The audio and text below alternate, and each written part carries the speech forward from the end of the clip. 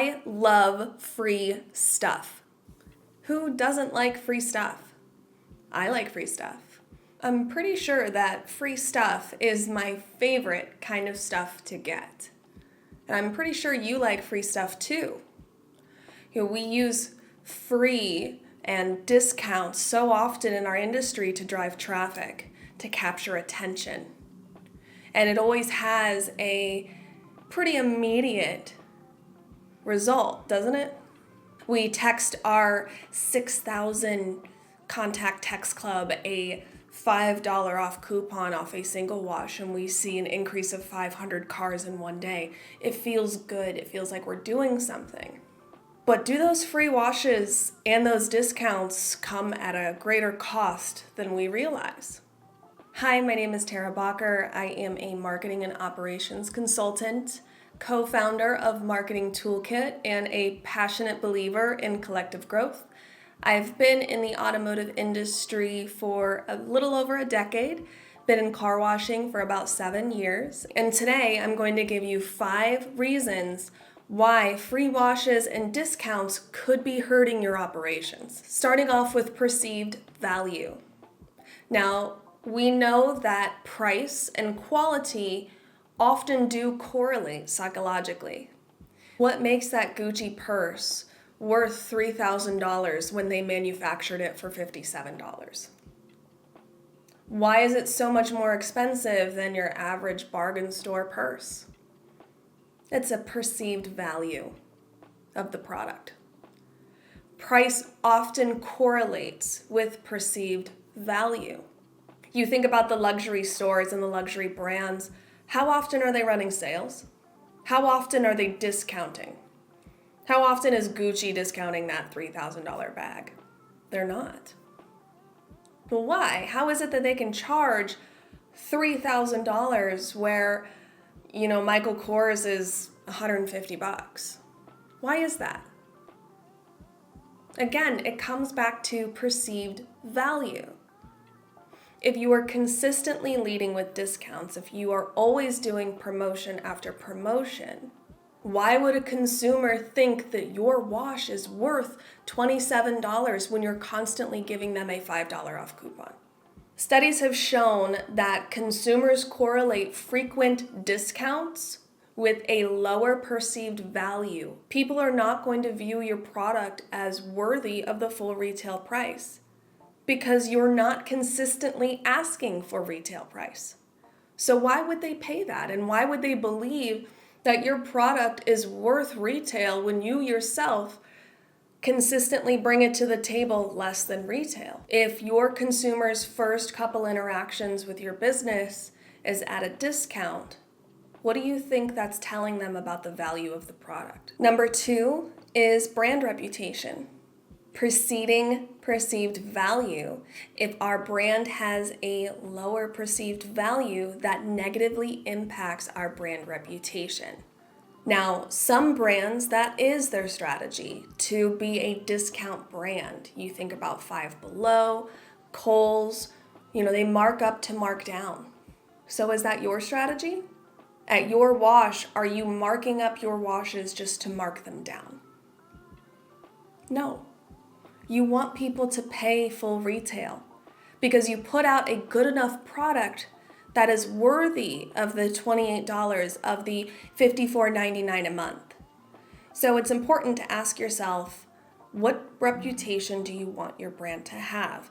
And a brand that frequently discounts, frequently gives things away, is inherently going to have a lower perceived value, therefore hurting the brand reputation, and the brand reputation is seen as a lower value brand as compared to others. Number 3 is retention. Now, this is a hot topic in the car wash industry. Retention. It's the name of the game. Being in the subscription industry, retention is king. However, retention is not synonymous with memberships.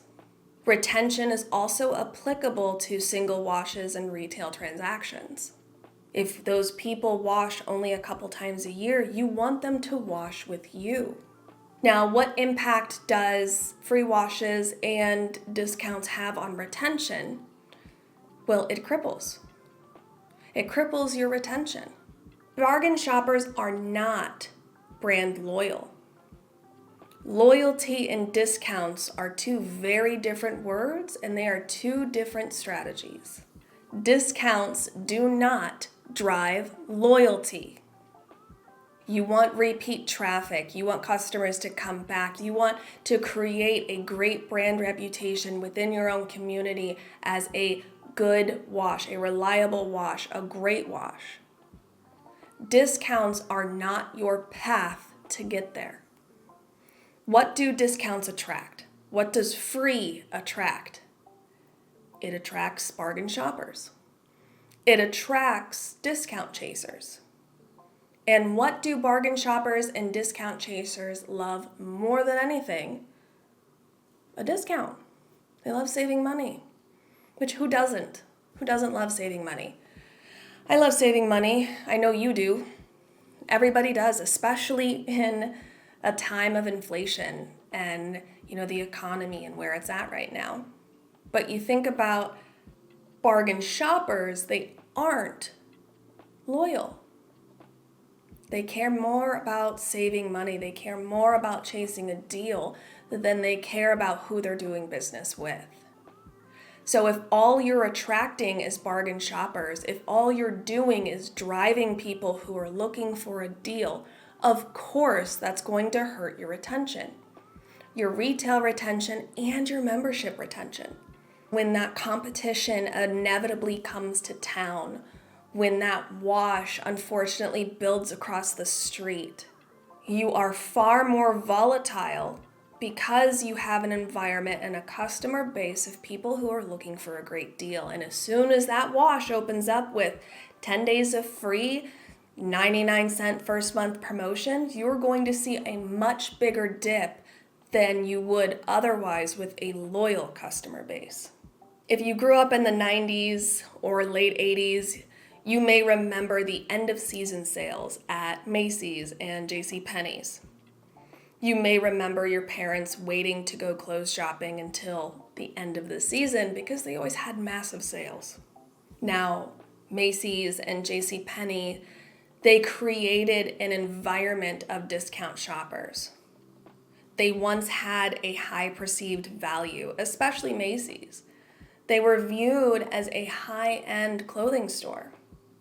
Then they started doing their giant end-of-season 80% off sales.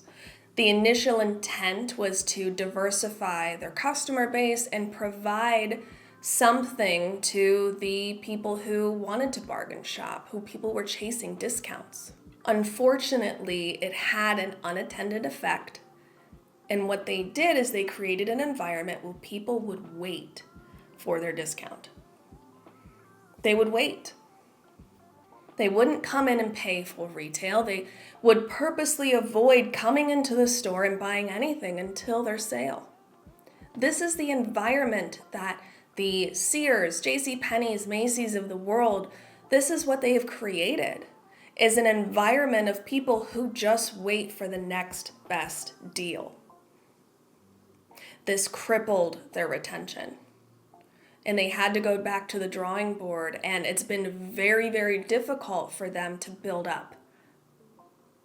Now, they have other struggles, of course, but they created an environment that crushed their perceived value, their brand reputation, and their customer retention. People were no longer loyal to JCPenney's. They were no longer loyal to Macy's, because the type of consumer that they now attracted in masses were the bargain shoppers. They didn't care where they got it. They cared about who was giving them the best deal. Is that the type of organization that you want to run? Number 4, consumer habits. As in life, as it is in business, we teach people how to treat us. You notice at your grand openings that sometimes they can be very chaotic, especially in a new market, because consumers don't know how to do business with you yet. Your level of what you accept is the standard of how your consumers interact with you. So, if you are leading with discounts constantly, we've already talked about perceived value, brand reputation, retention. All of this creates habits with our consumers and it teaches them how to do business with us. Say hypothetically you have a free wash campaign on the homepage of your website with no intent behind it other than click here for a free wash. A family moves into town. It's their first week in town and they need to wash their car because they drove a long way. So they're Googling car washes near me, as most consumers do, and they stumble upon your website with your free wash right there on your homepage of your website. Awesome. They were going to pay full retail, but hey, they can get it for free. Why not? They accept the free wash, they get their car cleaned, great. Couple days later, they get a text for a $5 off coupon for a retail wash. Amazing. That's awesome. They come back in, they redeem the coupon, great. They go back home. A couple days later, a week later, they get a $3 off coupon for a retail wash. Amazing. They come back in, they get their car cleaned, great. They're now familiar with their brand. They have been on site 3 times. They are building habits, building an emotional connection to your brand. But what else have they learned about your brand? What other habits have they created in association with your business? They have now been to your wash 3 times and they have not paid retail once. What are they going to do next when they go home after that 3rd coupon? They're going to wait for another discount because it's obviously coming. There was no rhyme or reason why they got the free wash in the first place. There was no rhyme or reason why they got, 2 other coupons other than they want you to come back. So they are far more likely to do business with you on a discount basis. Now, this isn't a blanket statement. This isn't true for every consumer. Free washes, discounts, they absolutely work. And you can gain long-term customers from them. But it's the frequency in which you roll them out, and it's the way that you roll them out that is very, very important. We don't want to create consumer habits of them waiting for discounts like Macy's or JCPenney. We don't want them to associate the discount that we're leading with the value of the product. Do not teach them to wait for a discount. Teach them the value of your product. Teach them the value of your wash, your customer service, your experience. Leading too much with free, too much with discounts without intent can be extremely harmful. And finally, number 5, revenue.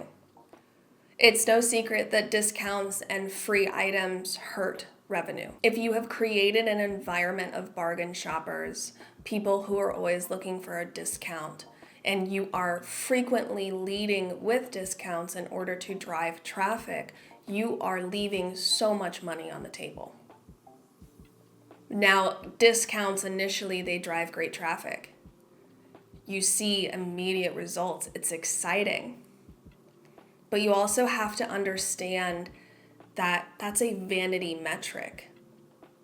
Driving an extra 500 cars in a day on a 50% off coupon, is that a true reflection of your efforts, or is that a reflection of the discount that they're chasing? Is that a reflection of your brand's value? What does that say about the type of consumers that you have? Leading with retail, doing less discounts, doing less promotions is a slower growth strategy, 100%. But it is a more sustainable one. You are leading with discounts and promotions, and that is the core function of your strategy, and that's all you're doing in marketing is discounting and promotions. That absolutely hurts your top line. So what do? If you're not running promotions and discounts, how do you drive traffic? How do you get customer attention? How do you pull customers away from your competitor? This is a trap that a lot of operators fall into.